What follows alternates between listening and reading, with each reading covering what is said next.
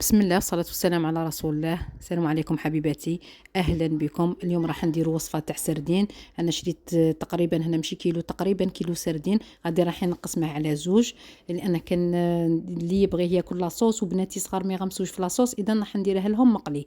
إذا كما كنتو تلاحظوا في الصورة، هذيك الطريقة تاعي تاع تخزين الثوم.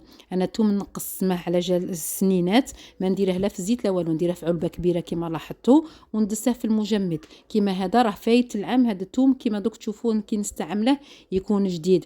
ميم الطماطم انا طريقة التجميد نديرها على طريقتين كيما شفتوا. هذاك حب نخليها تريح شويه بواحد 2 دقائق ولا 3، ماشي حتى تولي ما، لانها لو ولات ما نستعملهاش. كيما راكم رايحين في الصوره، رابيتها في لاغاب وراني مخليتها تريح.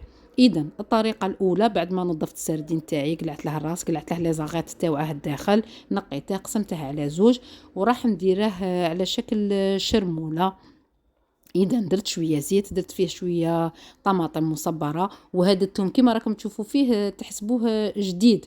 اذا الا شريتوا الثوم هذا العام ان شاء الله، ما تخلوه ما تدسوهش يكون خضر، بالعكس علقوه خلوه حتى ينشف مليح كيما يولي كيما تاع الضفيره.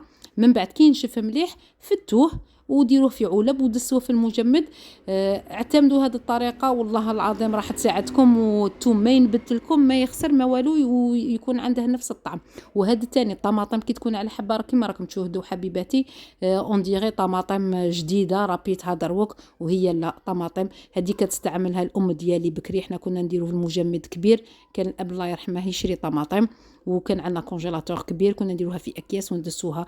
الان ممكن نطيبها ما تشدليش، ولاحظت باللي كي نديرها حب تشد لي ونستعملها عادي.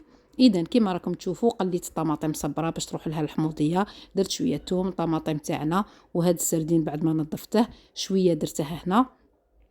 وهذا الصلصه استعملت فيها غير الملح والحرور، وإلا كان بغيتي تزيدي الكمون ولا شويه فلفل حار تاني. انا ما نديرش الفلفل الحار، ماشي قاع ياكلوه. انا نحب الفلفل الحار، وعلى جال افراد العائله ما رانيش نستعمل الفلفل الحار. فوالا الوصفه الاولى تاعنا هذه راهي واجده، دوك نغطيها ونخليها تريح. الوصفه الثانيه نصف تاع السردين. هنا كما راكم تشوفوا حبه بطاطا كبيره ربيتها في لاغاب في الجهه الكبيره، وهذا الثوم عاودت جبت 2 سنينات ثوم راكم تشوفوا اون ديغي جديد. هذا ماشي ثوم جديد، هذا راه مجمد. درت 2 سنينات ثوم. اذا ونستعمل العطور هنا. الا كان عندك معدنوس خضر ديري خضر، انا ما راش متواجد عندي خضر، درت معدنوس ناشف. فوالا درت شويه ملح وندير شويه فلفل اسود، وندير كذلك شويه كمون. هذا ما كان السردين يبغي الكمون، انا من غادي ندير فيه هذه الكمون في الصلصه ما درتش الكمون. اذا كما لاحظتوا هنا البطاطا خضراء، راح من بعد نزيد لها هذيك تاني السردين خضراء ونخلطها كاع، نخلطها بيديا. انا باش الصوره ما تخرجش كي شغل صديق للمشاهد الكريم، كنا نخلط بيديا ما تجيش شابه. الوغ هنايا خلط بالمغرف غير احتراما للمشاهد الكريم. فوالا اذا نضيف هذيك السردين خضراء على البطاطا خضراء، نخلطهم مليح، ندير الزيت تاعي يسخن ونقليها. حبيبات ما نديرش النار عاليه بزاف، ندير سور ان فو موين باش طيب لي هذيك البطاطا من الداخل، وتجي وصفه رائعه. وتاني اللي يكون عندها افراد العائله بزاف، هاد لا فاصون تاع اللي نقلو بها السردينه صديق تجيك زاكيه كما نقولوا حنايا، تقطع لك بزاف. فوالا اللي تكون باسكو السردين راهي غالي. بكري كنا نشرو 2 كيلو 3 كيلو ونديرو قريصات ونحطوها. دروك السردين راهي دروك كي نقولوا 50 راهي 50 سوا ديزون رخيصه. اذا هاد الوصفه الاولى كما راكم تشوفوا راهي طيب ما شاء الله. وهنا صاي كملت الخليط تاعي تجانس، راح نقليها كيما راكم تلاحظوا. ندير هكا كويرات صغيرات كيما هكا وراح نقليها في الزيت. وكما قلت لكم ماذا بيا تسيو الطريقه تاع حفظ الثوم، تفصوه على شكل سنينات لكن ما يكونش خضر.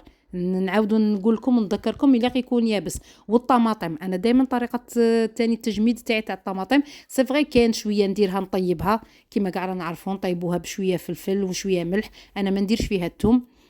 وندسها نستعملها في لي بيتزا ولا ديريكتومون في الحريره ولا في الشوربه. وكاين طريقه تانية دائما تاني نستعمل في اكياس، ندير طماطم حبات ونخليها نربيها وتقعد لي تشد ليك سوا بوغ لي بيتزا ولا. راح تشوفوا ان شاء الله ندير وصفات راني راح ندير الوصفه تاع بيتزا كاغي تاني نستعمل فيها الطماطم المجمده. فوالا. هاد الحوت تاني كيما راكم تشوفوا نديرو كريسات، ما تخرج لا ما لا والو، وما نحتاج فيها الفرينه، ما نرمضها لا في فرينه لا والو، ما ترمضوهاش في الفرينه. المهم انها الزيت تاعك يكون سخون وتقليها. ميم الا كان درتي كاع السردين تاعك بهذه الطريقه ديري لها شويه لاصوص طوماط.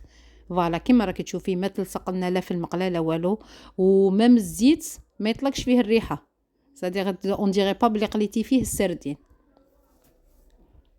ان شاء الله راح يعجبكم هاد الوصفات وتجربوهم باذن الله. نتمنى الوصفات تاعي البسيطه تاع الكوتيديان تاعي تكون عجبتكم، ولا عجبتكم شاركوني ارائكم في التعليقات ونقول لكم شهيتكم في الجنه. فوالا هذا هو الطاب. هنايا درت لكم غير نصف الكميه، مازال نصف الكميه راني نقلي فيها. فوالا حبيباتي، هذه كانت وصفه اليوم، ان شاء الله تعجبكم، ولا وصفات اخرى. وما تنسوش حبيباتي خبروني في التعليق. سلام.